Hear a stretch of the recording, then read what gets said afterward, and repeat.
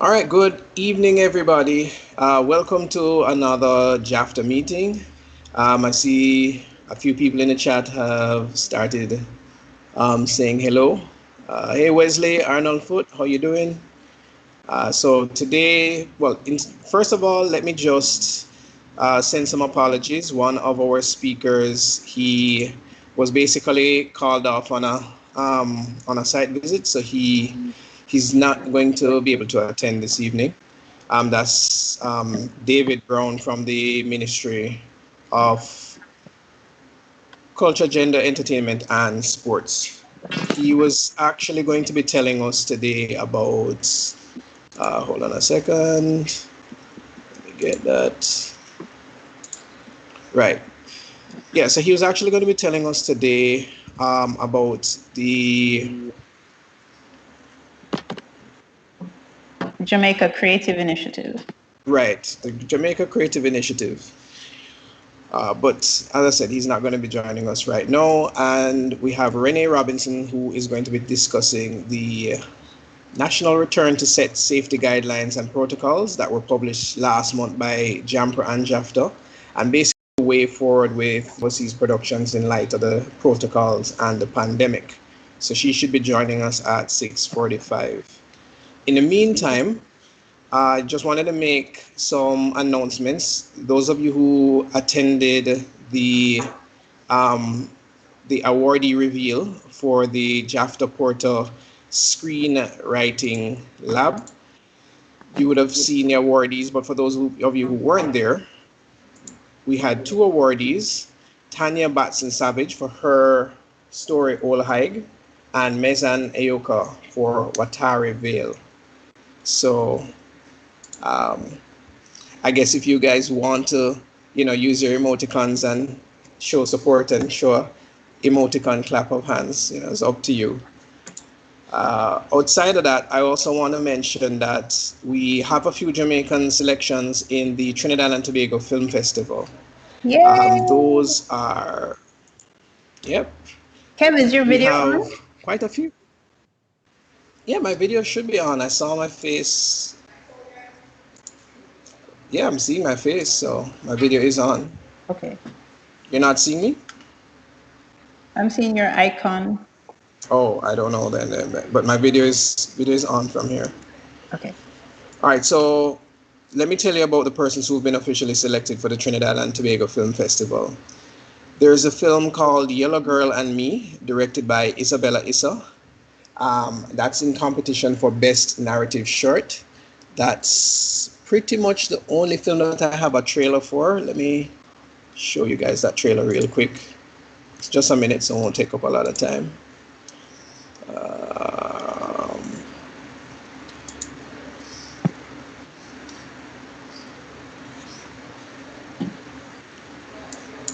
are you guys seeing my screen? Kyle, let me know if you're seeing my screen.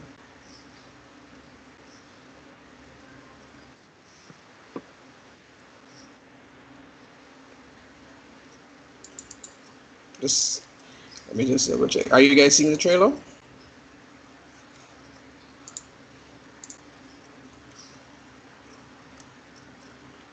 No.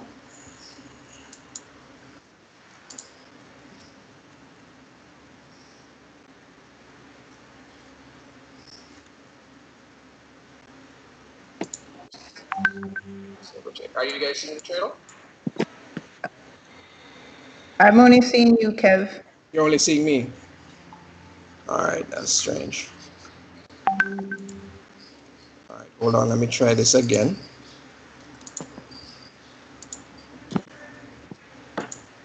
Share screen.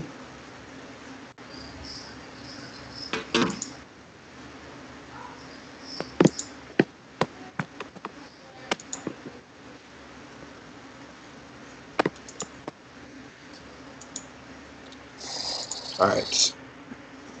So while we're loading, you want me to give the synopsis for it in the meantime while we're Yeah, loading the sure. trailer? Yeah. Give the synopsis in the meantime. All right. Yellow Girl and Me up for Best Narrative short. Set in the Jamaican countryside, a young child named Nicole waits for her sister, Yellow Girl, to teach her how to swim. Like the water, Nicole does not resist. She flows, and nothing can stand in her way. Circumstances escalate when Yellow Girl breaks her promise, and Nicole realizes that she's next in line for a lifestyle of sexual abuse. Nicole is forced to decide how far she will go in order to protect herself and her sister. And as Kevin mentioned, it's directed by Isabel Issa, who is a Jamaican currently based in the United States. She was born and raised in Kingston, Jamaica, where she developed a curiosity for the relationship between human beings and their surroundings. She received her MFA in directing from the AFI Conservatory and a Bachelor of Arts in Film Production from Pepperdine University. Born of Lebanese descent, Isabella yearns to tell stories which are not included in the master narrative. Her passion lies in the outliers, in human beings and their differences. All right, so the share screen is not working, so I'm just going to move on to listing the rest of persons. All right, so next up there is Unbroken, directed by Gabriel Blackwood. That's in competition for Best Documentary Short. And that one is about I it's about a gentleman who lost his leg and pretty much ended up, or it's showing his journey, um, vying for a position in the Olympic rowing team. There's also the JAFTA block. There is going to be a JAFTA block at the Trinidad and Tobago Film Festival, and it's going to be featuring Trey Town, directed by Nadine Rollins and Gareth Cobran, and Out of Many, directed by Rebecca Williams. And there's Home Sweet Home, directed by Natasha Griffiths. That will also be screening, as well as Perry Hensel, A Filmmaker's Odyssey, directed by David Garonzik, I hope I pronounced that right, and Arthur Garson or Gorson. And there's Zine, directed by Calix Good luck with this last name. Pazelig. Pazelig? I'm not sure how that is pronounced. I think he's what, part Jamaican, half Jamaican, living in Canada or something like that. He's Canadian, I believe. I'm not But sure of the he's Jamaican Canadian director. Canadian director. But it sounded like an interesting one we Okay. were discussing earlier. Um, it's based on a pretentious Yes. white Remind me what Jamaican. it's about. It's about Chad, who is a pretentious white Jamaican film director. With his ragtag Caribbean cast and crew, he aims to shoot a highbrow social drama called Brothers in Babylon. And it's a comedic mockumentary about filmmaking, culture, and privilege. Okay, great. And we have Untitled by Kelly and Lindo. I believe you said this was an animation. It is an animated short. Yes, Kelly Ann Lindo is Jamaican. It says it's a 3-minute experimental short. She's born in Kingston, Jamaica, educated at Edna Manley College. She has worked in the Cage Gallery and as a curatorial assistant at National Gallery of Jamaica. She's been an artist in residence at Alice Yard in Port of Spain, Trinidad, at NLS in Kingston, Jamaica, and she's exhibited works at various museums, at the Manor College, and done various large mixed media installations. Right. Cool. Awesome. And then there's one more documentary called In the Yard, The Soul of Jamaica, directed by French director Peter Weber. And this one I saw at Films in the Park during Reggae Month. A very good documentary about a, I guess you could say, a studio called In the Yard, where a lot of iconic um, musicians, gather and have basically not only voice their music, but seek inspiration and collaboration. And it's, yeah, definitely an amazing piece, especially for those who are musical history buffs. All Yeah. right. So congratulations again to those selected in competition and those screening at TTFF, and to those That may not be Jamaican directed, but focus on Jamaican culture. Always good to see, or culture in any form being represented. Okay. All right. So Kyle is saying that he can stream the trailer for Yellow Girl and Me. So I'm gonna send him that link so he can show it. And I see that our guest Renee Robinson is here. So after that we can probably jump to her. Uh, Kyle, here is the link.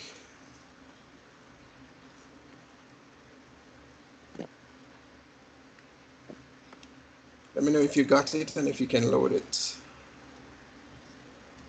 In the meantime, folks, I want to hear from you. How has things been going? Have film productions been picking up since there have been some more normalcy going on? The curfew has been extended to 11 o'clock. I know that definitely put a damper on night shoots, but in terms of day shoots, have those been increasing? How have those been going, especially with the limitation of having only 20 crew on set, or well, 20 persons in all on set? How has that been going so far?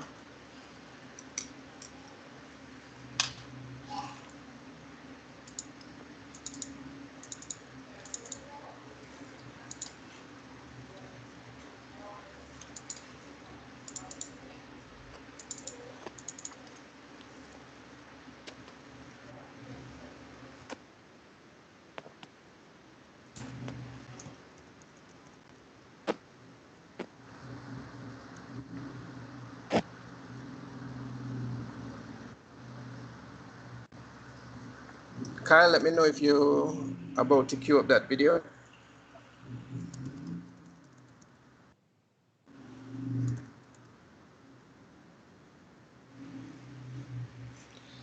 All right, so I'm no longer seeing the chat for some reason.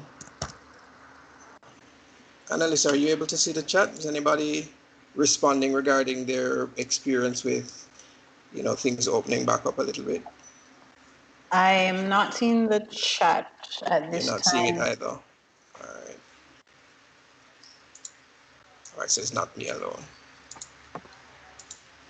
But as you mentioned before, the film commissioner will be talking about the guidelines, return to set guidelines, and the recent Yeah. publication by JAMPRA and JAFTA, which is a good step in the right direction um, in terms of introducing best practices to try and assist the local sector and overseas productions, which does film in the local sector, to come on stream. Right.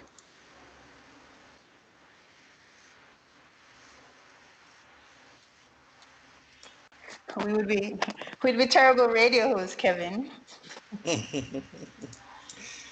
Okay.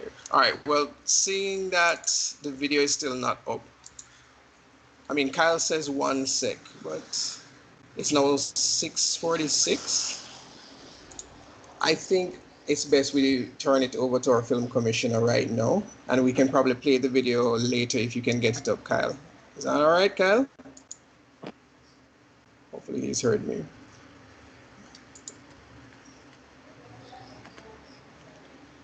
So you can bring in the film commissioner now, so we can start hearing about the guidelines for those who are eager to hear. I know a lot of people probably have some productions planned for August.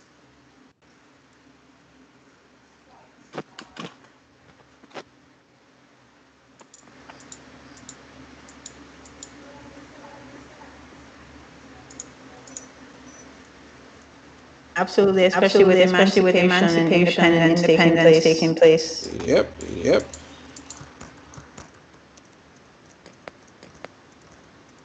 All right, not sure, I'm not Kyle, you sure, hearing me? Kyle, you hearing me?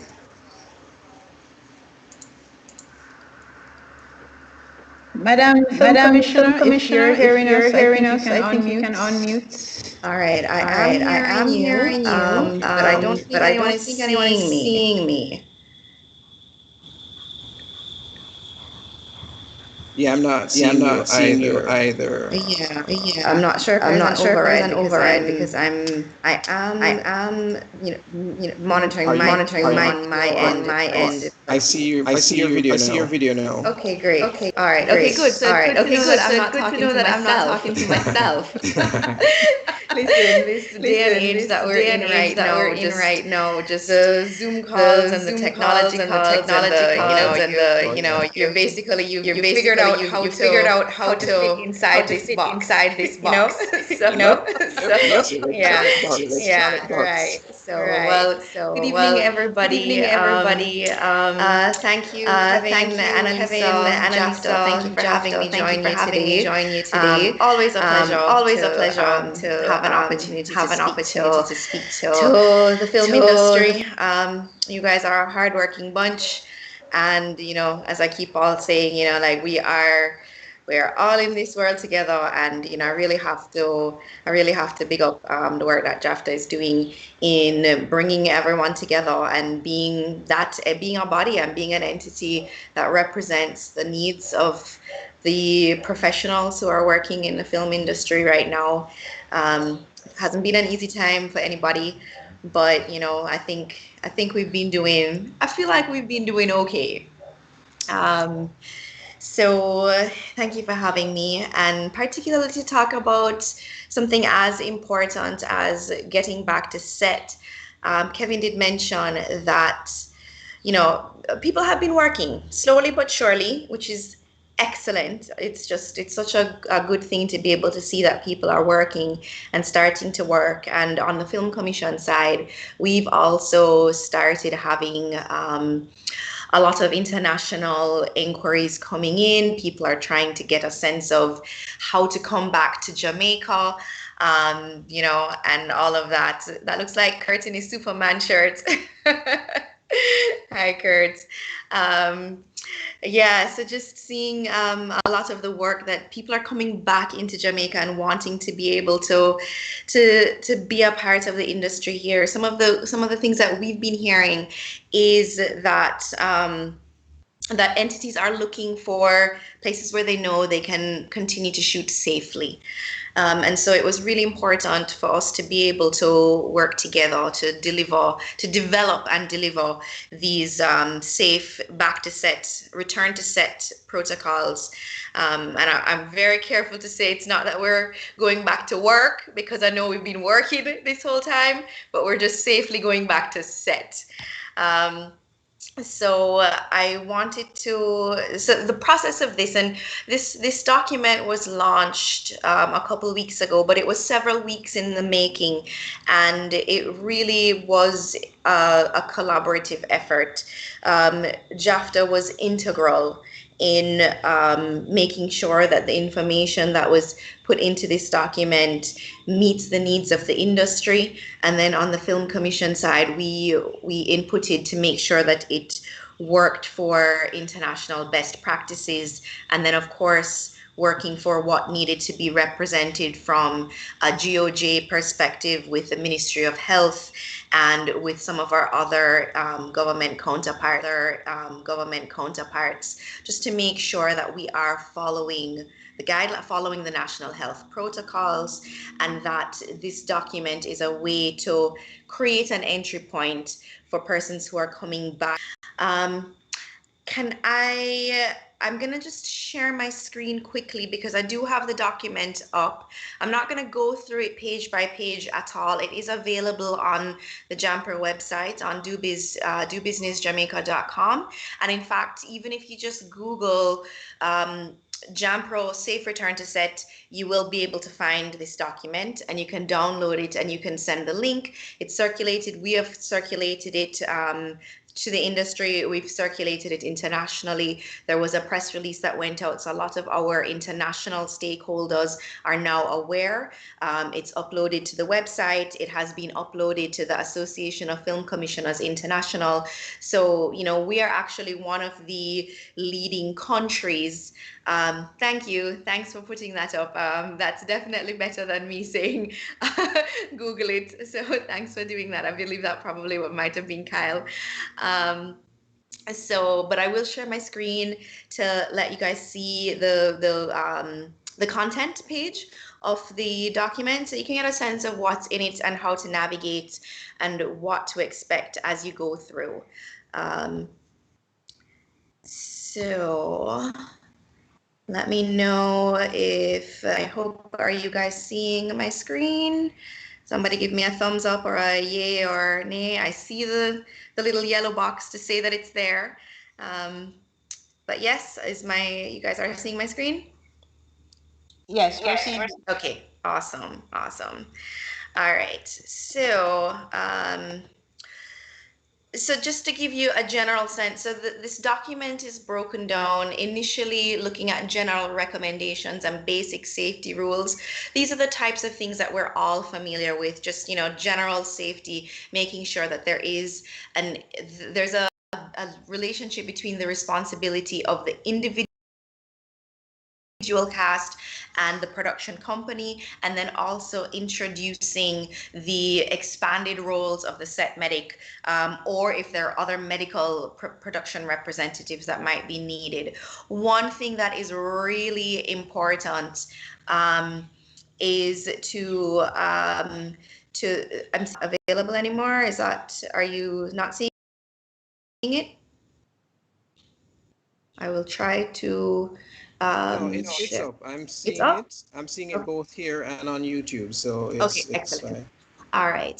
Um, but I think one thing that's really important to note, and this is a little bit different, and so Jamaica has really been a little bit novel in this, and I think this is definitely coming out of the input from JAFTA, is to break out the productions based on size and scope. So we know that, when we have a large scale production coming on island, it can be anywhere from 100 up to 300, 500 members of cast and crew at any given point in time on location.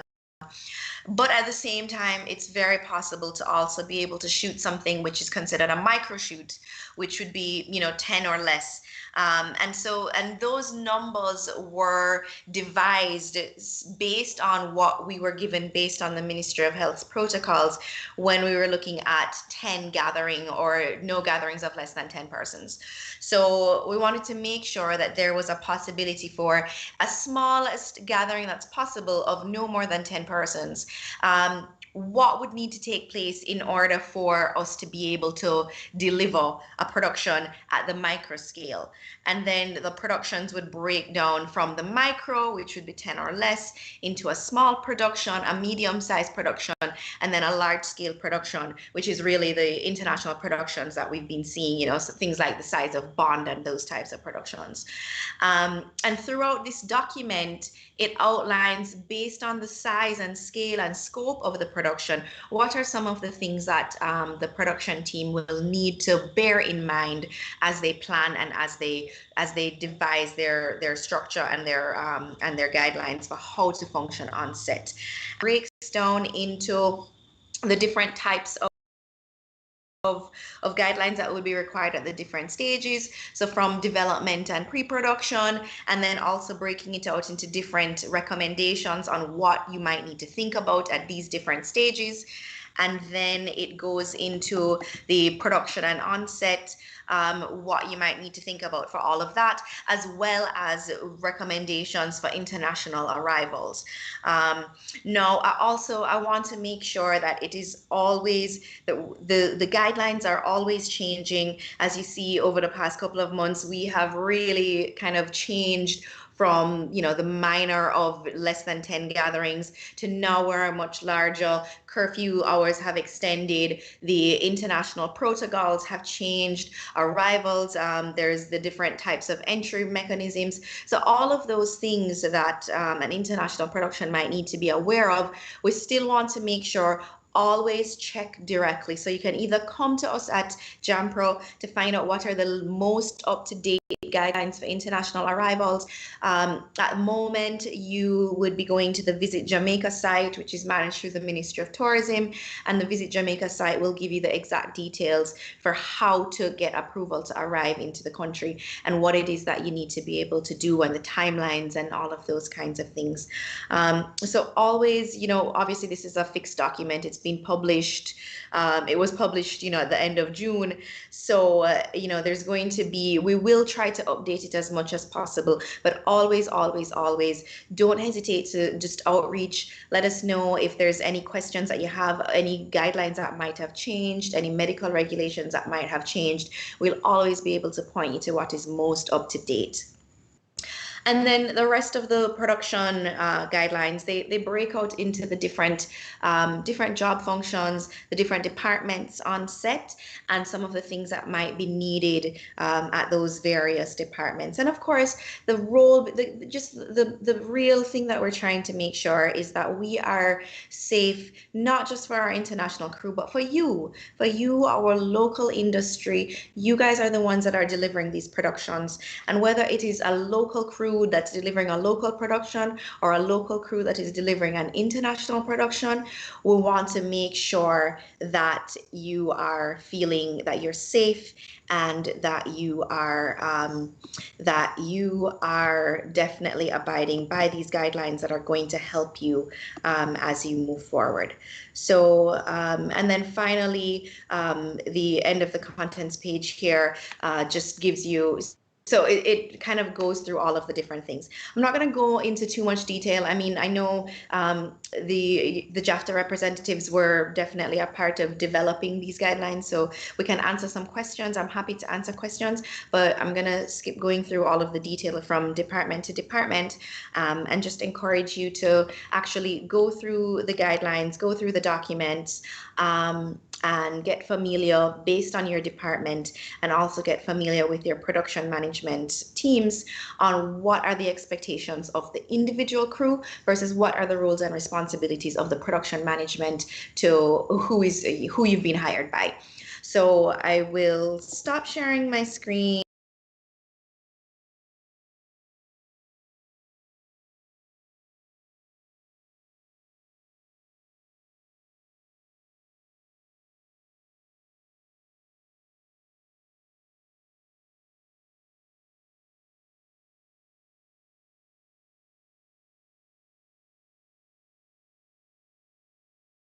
Abiding by international best practice. So we worked with the Association of Film Commissioners International, with the European Film Commissioners Network. We had a lot of input from some of our more close to home. So Film Florida was very involved, and in my part, I mean, I sit with the Association of Film Commissioners International. We have different meetings. We have a variety of meetings. We probably meet once a month or something like that. And this is the body that represents all of the film commissions across the globe. So we will have these massive Zoom meetings with, at any given point in time, there might be 60 to 90 commissions that are represented on these Zoom calls. And so there's really been an opportunity to hear about what's happening across the globe as productions are starting to come back on to set, and as different jurisdictions are actually navigating a lot of these types of challenges. I think we have some of the different some other places have different challenges than we do. We've been able to hold our borders closed, but when it comes to countries where they're landlocked, for example, their borders are a little bit more fluid, and some of those areas, and particularly countries that offer tax credits, for example, and they might have had tax credits that were already in train when production had to be halted. So, and then other places where there's different requirements for insurance. So, or if there's requirements, for example, with SAG or with ACTRA or different unions and guilds. So we had to figure out how to maneuver through these documents and through these guidelines to make sense for Jamaica, to make sense for you who are working in the industry, and to ensure that we're following the guidelines that the country and that our Ministry of Health has put forward.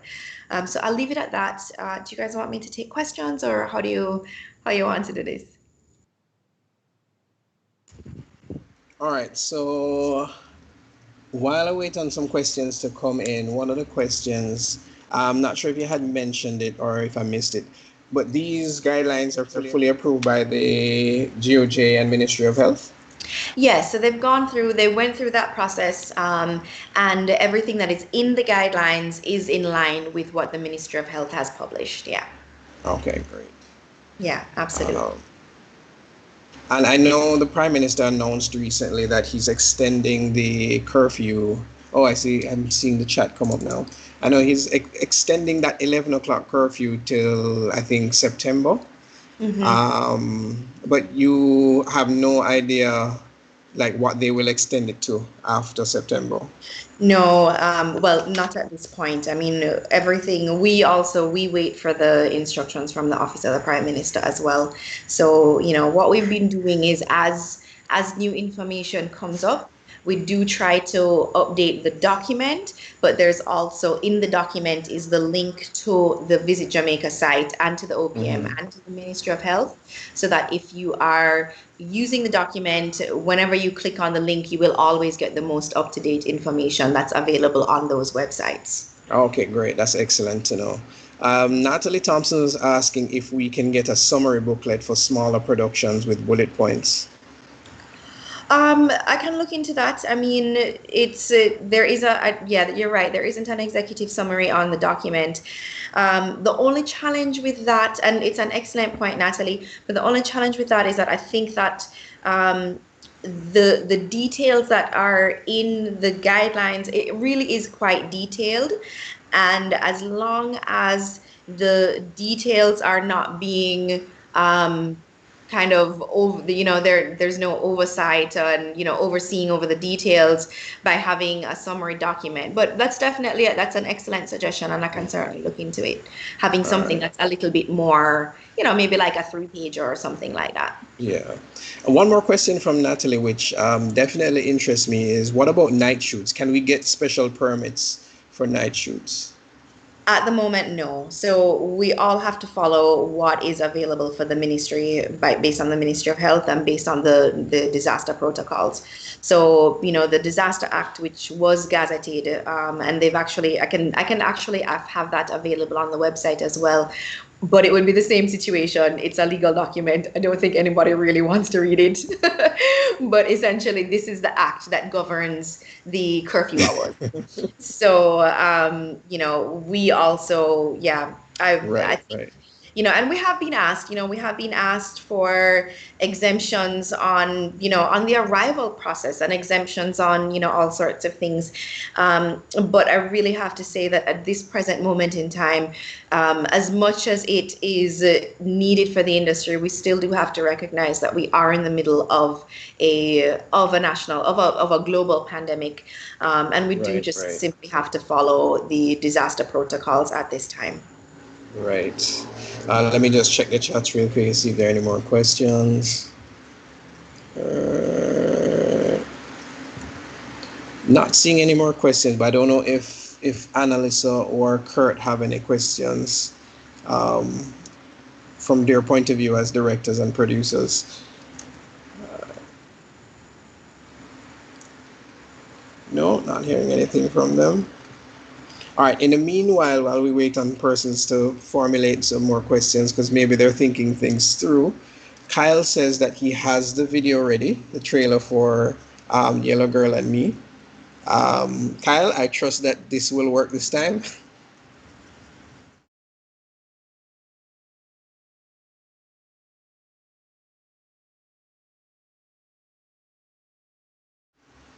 The film is finished, Kev. Oh, Well, okay. I'm finished presenting, so I am available. I'll stick around if there's any questions as well, of course. But I yeah. Um, I'm also Yeah. very curious to hear about how things have been going with local productions, because I know people have been shooting, and I really am happy to see that even before the guidelines came out, people were making sure that they were following social distancing and that they were wearing masks and sanitizer on set and all of that. But yeah, I'm really actually very curious to hear if anyone wants to share on how things have been going on set for local productions, in this new business as on. Yeah, yeah, definitely. I definitely agree with you. I know from my end, some of the shoots I've been on in a day, definitely people have been following the protocols even before the protocols existed. Yeah, Someone said to me it's because Jamaicans are naturally scornful. So I don't know how true that is, but maybe. I know the biggest challenge are the night shoots because I know quite a few people who have some night shoots planned. Some of them are finding ways around it by basically saying, okay, they're making arrangements for the cast and crew to sleep overnight. right. Um, of course, that does raise the expense for the shoot, but that seems to be the only option. Other persons, which again raises the expense for the shoot, is that they're spreading The the blended time. production over Yeah, several nights. yeah, Um, I know some people might try to shoot night for day. I know that might not be too difficult inside. Indoors, outdoors, that might be much more difficult, especially since we're in the middle of hot summer. But right. I'm definitely curious to hear how people have been, doing their commercials, music videos, night shoots, etc. Yeah.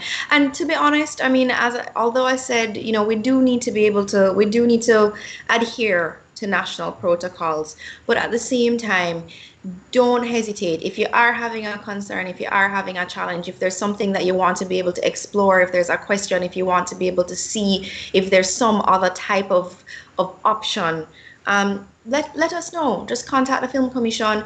If we can help, we will. Um, there are, I'm not able to make promises about certain things just because we are also bound by the national protocols. But at the same time, this is what we're here for. So if we can help, we certainly will, or we will try to see how can we help to navigate if there are other types of protocols, if there's any way that something can be extended, just don't hesitate to just reach out. Okay, great. Sorry, Kev, I was actually responding to your thing when you were asking about the questions, but I was typing on the side, forgetting that I had a microphone I could use because I'm a genius, apparently. I think Natalie's question about the night shoots, I know that was on my list. The thing about it, though, is that it's also, what Natalie is saying right there as well. It's the same thing. The protocols are difficult on public locations. She passed a shoot this morning in a busy area. It's almost impossible, but they were trying. I think I think one of the main concerns when you're out, regardless of whatever the shoot is, it's really, really hot. And I say this as somebody who I'm asthmatic, you know what I mean? And I'm supposed to be one of those at-risk people who are not supposed to make COVID get near me. But, whenever we've had to go out and go do a shoot, man, I'm all for wearing the mask. But after you've been wearing it in the sun hut, carrying the camera, running up and down, trying to shout instructions, the PA has just said to you for the fifth time, sorry, what? And you're going, it's rough, man. But like, I do find that for the most part, people are putting out the effort. My one concern has been that I do know that I've seen a few shoots inside of studios, which really, to me, no, you shouldn't have a right to complain now because you're inside an AC, so it's not that bad.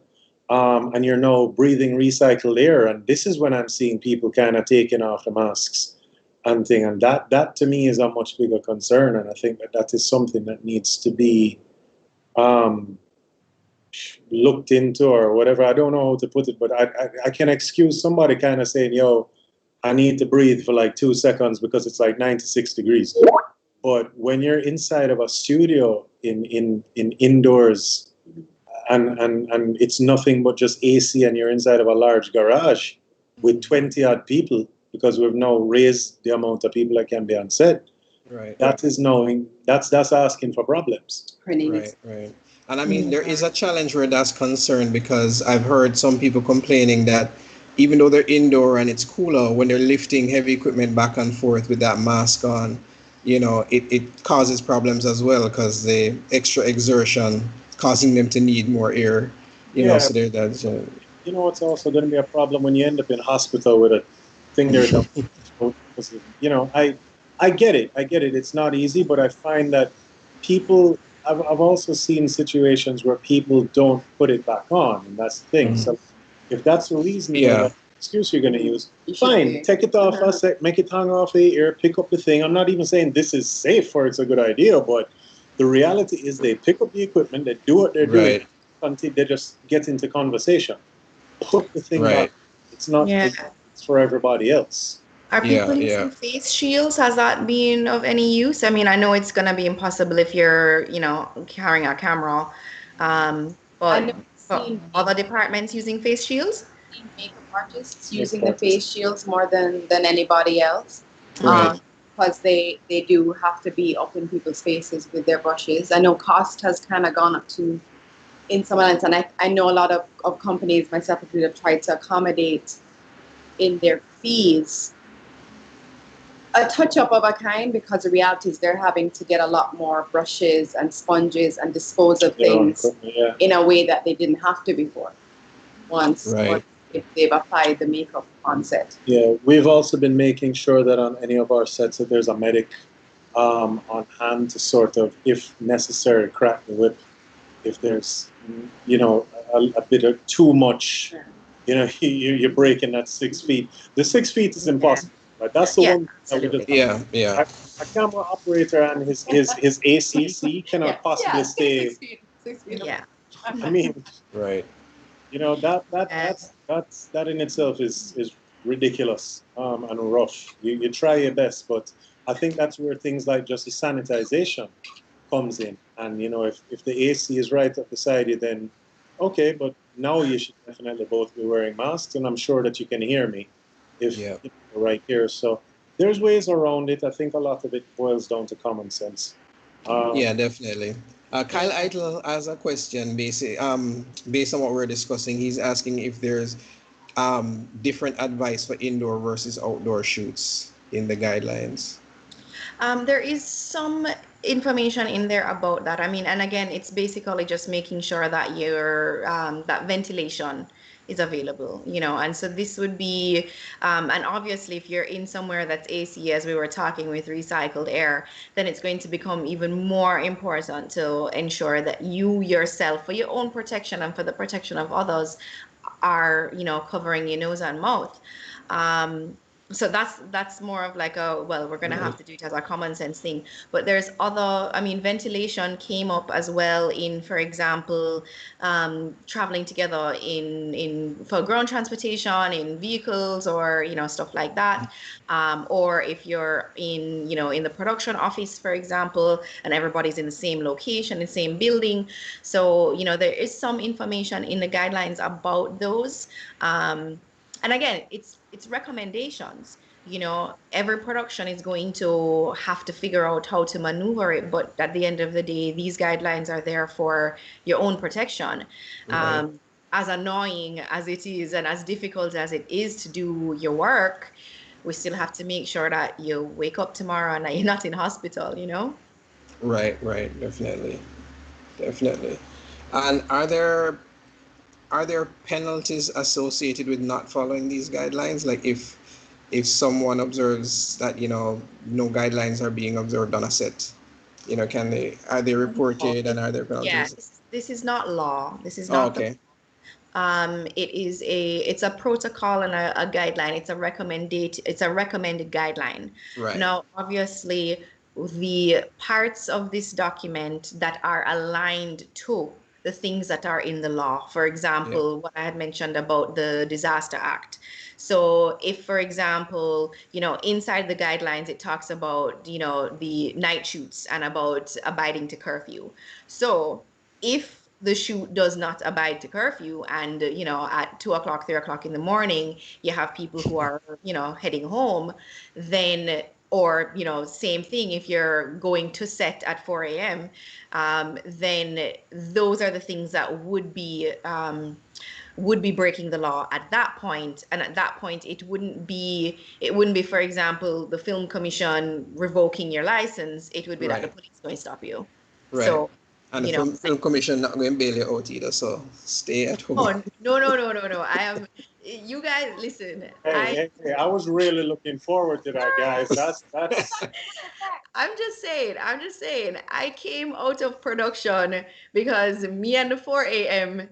call time do not work. So I done did my 4 a.m. call times already at a different part of my life. So you're saying remove you as my emergency contact? Yes, no. The film commissioner will not be answering her phone at 4 a.m. because none of you are not going to no prison, okay? Natalie is asking, we can't call you? Not at 4 a.m. when the police is calling you off to jail. So make a note, guys. If you call her at 4 a.m., she's not going to answer. From start the whole way have you on speed dial, number one right there. No, I mean, listen, it's all, I know we're making fun, but there are parts of the guidelines that do relate to things that exist in law, but the Right. the document itself is not, it's not a law. Right. It's there for your benefit. It's there for your Yeah. protection. It's there to guide you. It's there to help you to know how other jurisdictions have been handling the very same situation. So treat it as that. It's there to help, but it's not. Right. There is no fine. There's no penalty. Only the only penalties would be if there are parts of the guidelines that relate to the law and if there is a breach in those laws. Right. And I would definitely advise that everybody get familiar with the guidelines simply because it's your way of protecting yourself. Because only you can safeguard your health. Only you know all of the underlying conditions that you have. So if you're on a set and you see a lot of violations going on, then you have to use your common sense and determine whether or not you should still be on that set. You know, like Kurt was saying, inside of a studio, for example, if nobody's wearing masks in an AC circulated situation and you have asthma or whatever the case is, maybe you should ditch that set and not risk your life, you know, in a situation like that. So the guidelines are very important, not just as okay, here are the guidelines we're following, but also in terms of, you know, are the persons hiring me looking out for my best interest or not? Well, yeah, that's sorry to cut you, but that's what I was going to say too. I think that if you see things that concern you, that is something for you to bring to the AD. That is something for you to bring to the producer, because I mean these are the people who are supposed to be responsible for those sorts of situations and putting these things in place. So I Right. mean, difference, as I said, I mean we have a studio run by Latham Avenue, and I've seen a bunch of people in there all wearing masks, except for the main talent, who obviously they're about to go in front of camera. So what do? That's fine. But Right. then I've walked in another day and another shoot is going on in there, and I mean there was literally people playing Ludi in the corner, like with no mask on, no nothing. And I'm going, Wow. apparently we're back. You know what I mean? So there's Yeah. a difference. Like every shoot is different, every shoot is run differently. But if you have a concern, again, that is, yes, you can just pick up and leave, but at the same time, make it known to the assistant Yeah. director if there is one. Not everybody likes to hire a need.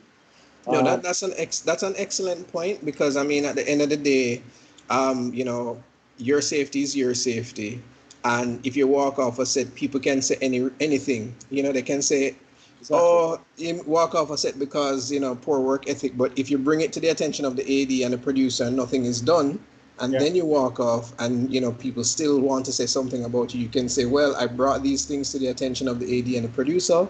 They did nothing about it, and I had no choice." Exactly. Yeah, absolutely. And there's also a section in the document that outlines what is to be expected of your individual responsibility, and then what you should be expecting of the production. Right, correct. Um, Yeah, because I mean, at the end of the day, listen, we're all adults, we're all grown people, yeah, and this is your job. So, you know, there's certain things that you need to be responsible for yourself because at the end of the day, you know, you have your families and, you know, the people that you love and care about that you need to be able to come home to. And so your own protection and your own safety on set, there is still going to be a responsibility of that is yours. Right. And, In the and we're not saying anything that doesn't exist even pre-COVID, regardless. You know what I mean? If you're True. honest and you feel like it's an unsafe working environment, that's a situation where again the AD, the producer, the production manager, somebody needs to get approached. You know, so Right. it's really again it just comes back down to that sort of common sense and just being aware of set hierarchy of who's responsible for what, and Right. yeah, Right. some personal responsibility. So I know the guidelines, the protocol has guidelines for the, return to set. Does that include specifics for, makeup artists, wardrobe, and hairstylists in terms of how they operate? Yeah, there are some recommendations in there for those departments for sure.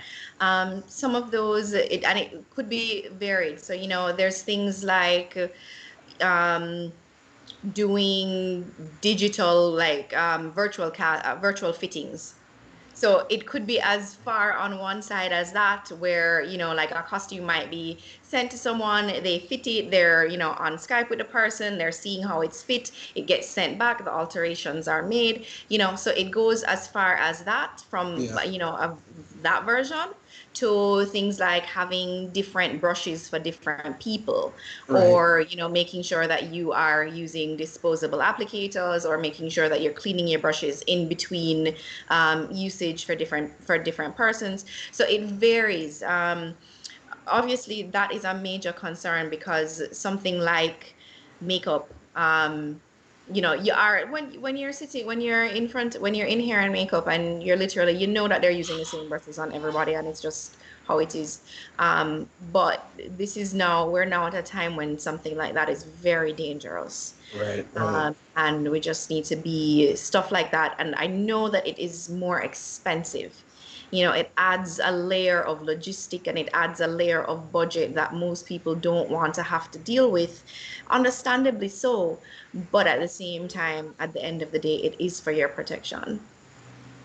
I had Yeah. a interesting as we're on the point about like different approaches to the filming as well.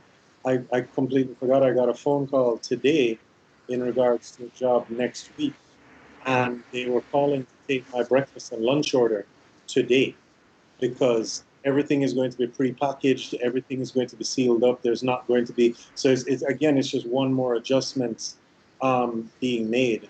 So I mean, this isn't until like middle of next week, and I was being asked for like 2 days worth of breakfast and lunch orders because that's just going to Yeah. come sealed up and sanitized and whatever. It's not to say that that's going to work on every single shoot. I know that there's one shoot that we're planning to do where the food is going to be cooked in the same place that we are actually shooting in, and we know, we can go in and sanitize and do whatever needs to be done for that. But even stuff like that, I never thought I'd get a lunch order in this early. You reach, Kurt. I'm not sure if They're you know. taking so your order now for 1 week in so advance. a question for like Noel, you're a producer. I think you kind of touched on it earlier, but I'd love for you to go in a little more depth. When clients are approaching, for production, is this something that you go through with them that, they may need to spend a little extra money Yeah, for that sort of thing? How they does that conversation usually yeah. go over? Luckily, the main one that I've had since like I should say the biggest one I've had since all of this, the person was very open and understanding to this fact. They were like, okay, yes, I know the makeup artist needs to get a top up on her fee because she's going to have to get more brushes than she might have had to get before. I know that the food budget may increase slightly because, again, like her to the pre-packaging and just making sure that those things are safe. I've invested in like those cooler backpacks so that we're minimizing 10 million people going into the cooler and it's just the Oh, PA going into the cooler and then distributing. So little things like that I've tried good to put point. in place. as much as possible. But also, I don't know if there are any makeup artists in the room. Oh, and also one I had to get a little hard and fast because COVID's been here for a while and kind of eased off. But the person was like, "Oh, so maybe we don't have to have a medic again." I said, "You won't have a shoot if you don't hire a medic. Like, there will be a medic on my set, or this isn't happening." Right, And right. they were like, "Okay, point made. Yes, medic will be there." Writing that back into the budget. Sorry. So question, like, do you have a temperature gun, or is that something that has to be My medic purchased or rented? that I The have has, medic will bring one. Okay. yeah. And then what I do is I have a kit that has all the sanitizing stuff. You have never seen someone sanitizer in your life. So I have the sanitizer. I have extra masks in case anybody comes to set and doesn't have a mask. I have all the meds that you usually have in a kit that I will then put into his care once we get to set that first day. So that he can then just monitor and keep an eye and then make sure everybody is doing what they're meant to be doing at all times. So yeah, my kit budget has gone up a little bit because I just need to make sure that I just always have that stuff because people turn up without things unintentionally. Yeah. So tough question. Good. Tough question for you. What happens when someone, especially main cast, shows up coughing? Or You need to send them home. well, no, I know that goes without saying. I'm just wondering, how does the shoot continue? Do you just grab somebody else and go, "You've been promoted to the main the main cast member. Let's go." Or do you have backup? Do you like cast a backup or? There was a job I was on kind of right as we were about to lock down, and that happened. The cast, they weren't on set yet, Yeah. but they called and I was speaking to them and they were coughing and I'm like, "Are you unwell?" And they were like, "Oh no, I just kind of have this cough and stuff." And I was like, "I'm really sorry." But unfortunately, I think just to be paranoid and careful, we'll have to. And we replaced them. Okay. So, because at the end of the day, you kind of just have to think big picture. And the reality is, even if it's a cold, they're going to make everybody else on set so paranoid. Yeah, that is very true. That is very true. Natalie's asking a question. Is there a general questionnaire available? Isn't everyone supposed to fill one out prior to shoot? Yes, there is one. I think different companies have different versions, but yeah, I have one that basically it has questions that kind of tie in the ones like if you went to a blood bank or something like that. Those same kind of questions that you'd answer.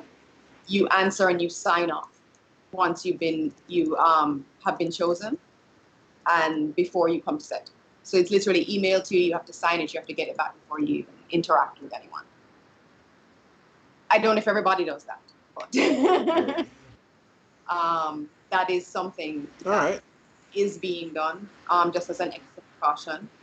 And then I did notice as well, I don't know if there are any makeup artists or you can spread it to your makeup artists, is that sometimes along the way what I've come across is, because I've been dealing with a lot of talent directly recently, and what I found is a lot of them when I get into a conversation with them, okay, Miss Thompson, yes. When I get into a conversation with them, they've opted to bring their own brushes. They've said, "Can I just bring my stuff with me?" And the makeup artist applies my makeup how it needs to be for the shoot, but I'll bring my stuff. So, and that's fine. So I'm like, yeah, if you want to bring your stuff along, the makeup artist can use your stuff to apply your makeup. Not everyone's going to want. Okay, all right. Well, I'm not seeing any more questions coming in, so I guess we can wrap. Well, there, let me find out from Kyle if that video is ready to queue up.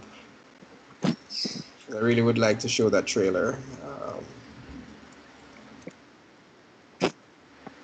I think while we're waiting, I'll just ask one thing, Renee, just to follow up on, segue on Natalie's question and Noel's response, just for clarification, in terms of questionnaires, it's not that there's a general streamlined questionnaire being issued by the commission or any other agencies, but that's being left to the individual productions to formulate in accordance with the current guidelines.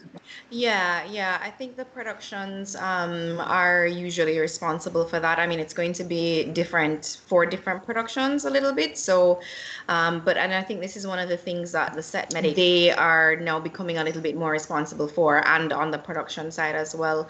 There has also been I don't think, well, I'm not sure if anyone in Jamaica has done this, but there is now an online, well, several online courses for sort of COVID response on set. So I've seen a couple of the other film commissions talking about having people within their jurisdictions who have now gone through these online courses. And I mean, it could be something that I'll try to see if I can find some more information on that, and I'll send it to JAFTA if you guys want to circulate it to the membership. But, if anyone is interested in something like that, it could now become a specialization area that, individual people could start to invest in themselves for. Because, I mean, unfortunately, we just don't really know where the end of this is. So, yeah, but the productions and the set medics would be generating the set specific questionnaires. But I think, I mean, based on what's in the guidelines, I mean, you want to know about, health history. And obviously some of these things are also confidential. So that's why it's really important to also have a set medic who understands that confidentiality and who does realize that they are a medical professional in some sense, and that they would be the ones who are responsible for the personal information of cast and crew. Just tacking on to what Renee's saying, I know Anna Kay is doing sessions. Like, you can actually sign up with her and she'll do online sessions with your medic for you to make sure that they are as prepared as they need. I don't know if she mentioned it when she was presenting. I do know she is offering. That's great. Yeah, no, that's excellent. I must say I did see a commercial, which I don't know if the commercial was written with COVID guidelines in mind, but I noticed in that commercial, like, everything that was happening, everybody was spaced out. So no two people were in the same space at the same time. Don't know if you saw that St. Mary's commercial. No, not yet. Oh, so pretty much it's like the behind the scenes. They're on set and they're trying to shoot this banana bread, but every time the director turns around, the banana bread's missing. Someone's stolen it.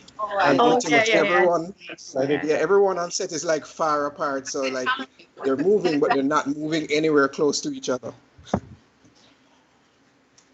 So I don't know if it was written that way, but it was pretty clever. Everything has to be adjusted.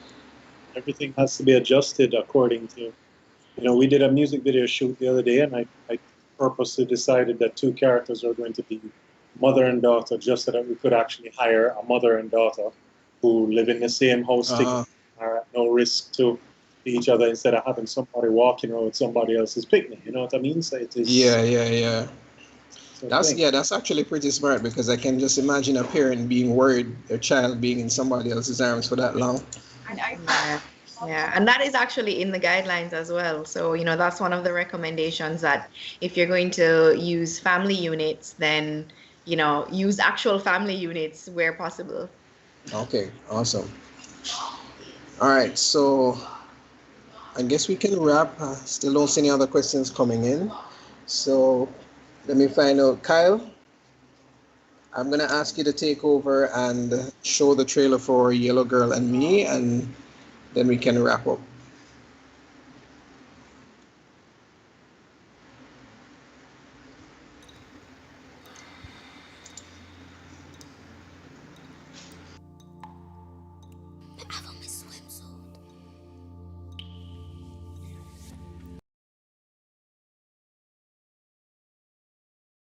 Suite workshop. I'm going to post the link. I'm going to post a link in here and on our Facebook channel, where I see most of the persons contributing to the chat.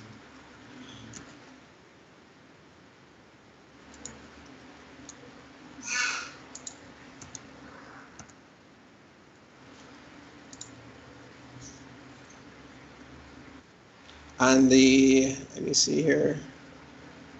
The dates are the 1st, 8th, and 15th of August. There are 3-hour sessions, 9:30 a.m. to 12:30 p.m. And 2:30 p.m. to 5:30 p.m. And it's something you have to book online. Kyle, let me know if you're having any trouble with the video.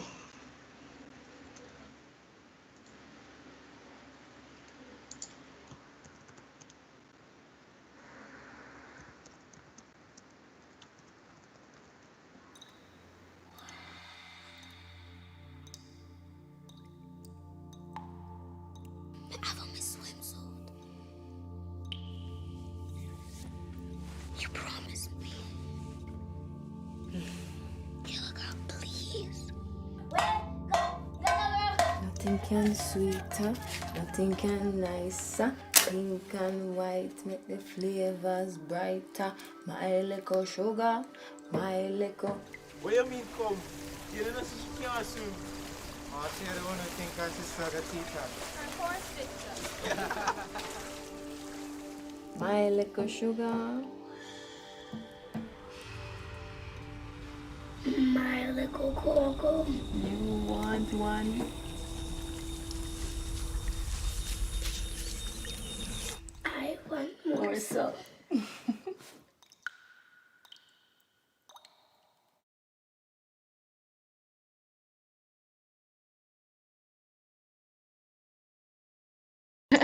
Thanks, everybody. Thank you. So Kyle's just informed me that it actually is playing in the stream, and I'm actually seeing it on the YouTube, just not seeing it in here. So it is officially playing.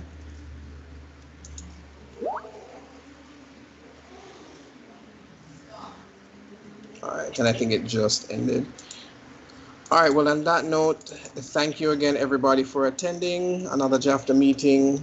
See you here next month, where we'll be talking about more updates on the local film industry. So look out for, well, right now, our propeller top 4 are, well, getting ready to shoot, in fact. So these guidelines are very timely for them, and I wish them all the luck. Okay, so Simon's saying he would love to watch a short film. Well, I'm not sure. Annalisa, is Trinidad and Tobago having their film festival online, or is it a face-to-face thing? They will be primarily virtual screening. It will be, they say it's going to be mixed with virtual and physical screenings, but the majority of films will be screened online. They'll be posting more information on their site, ttfilmfestival.com, as the months Oh, okay. progress. So you can look out for that. Also, is this Simon Mays? I'm not sure. It just says Simon Brown, but he says he wants to Oh, watch the Simon short Brown. film and discuss it on his podcast, Chat About Film. Oh, right. Simon the writer. Okay. Hi, Simon. Yes, it will be available online in September. I know they had a screening here in Jamaica some months ago. But I think they're having their regional premiere at the TT Film Festival. So you can look out for that and write about it. And the other Jamaican films that will be screening at the festival.